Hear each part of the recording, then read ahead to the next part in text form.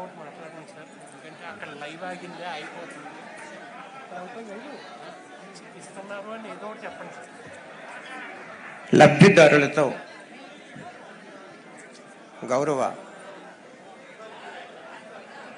ముఖ్య అతిథి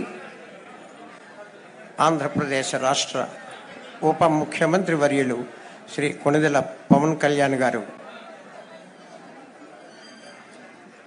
వారితో ప్రత్యేకంగా ఇంటరాక్ట్ అయిన అనంతరం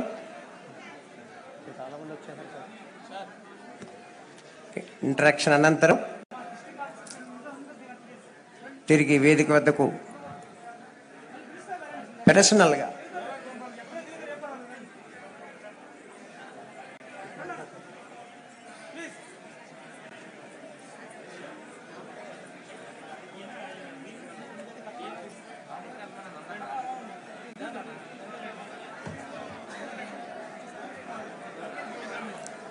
ప్రతి ఒక్కరితో మాట్లాడి స్వయంగా సమస్యని తెలుసుకుంటున్నారు ఈనాటి గౌరవ ముఖ్య అతిథి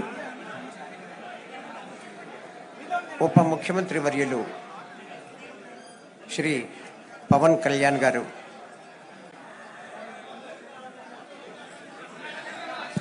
సమస్యని పరిష్కార దిశగా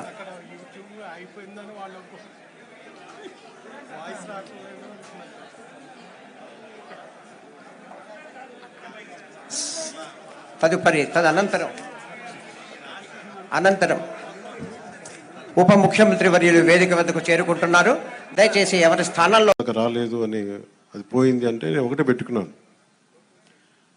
ఎలక్షన్లు గెలిచిన తర్వాత నాకు లోపల నుంచి ఏముందంటే నాకు ఊరేగింపులు చేసుకోవడం నాకు ఇష్టం లేదు. నాకు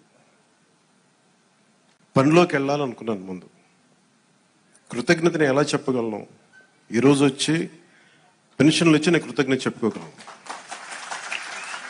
ఎందుకంటే నేను ఒకటి పెట్టుకుంది ఏంటంటే ఒక సభ పెట్టాలి అంటే చాలా శ్రమ అవసరం అవుతుంది.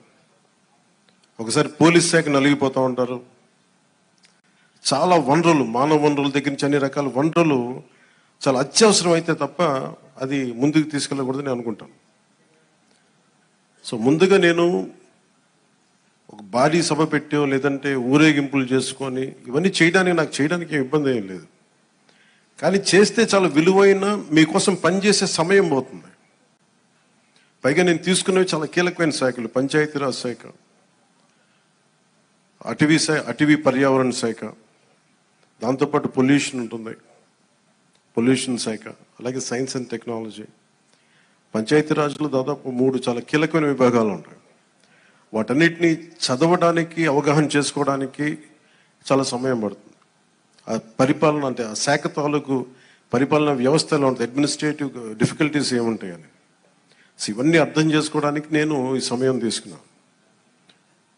ఈ సందర్భంగా నేను పిఠాపురం నన్ను గెలిపించిన, భారీ మెజారిటీతో గెలిపించిన ప్రజలందరికీ నేను రుణపడి ఉంటాను. నేను ఎక్కువ మాటలు చెప్పి తక్కువ పని చేయదలుచుకోలేదు, తక్కువ చెప్పి ఎక్కువ పని చేయదలుచుకున్నాను. ఇది మొన్నదాకా మనం తిట్టుకున్నాం, గత ప్రభుత్వాన్ని విధానాలని మనం అనుకున్నాం, విమర్శించాం. ఇప్పుడు ఛాలెంజ్ ఏంటంటే మనం ఏ ప్రామిసెస్ అయితే చేశామో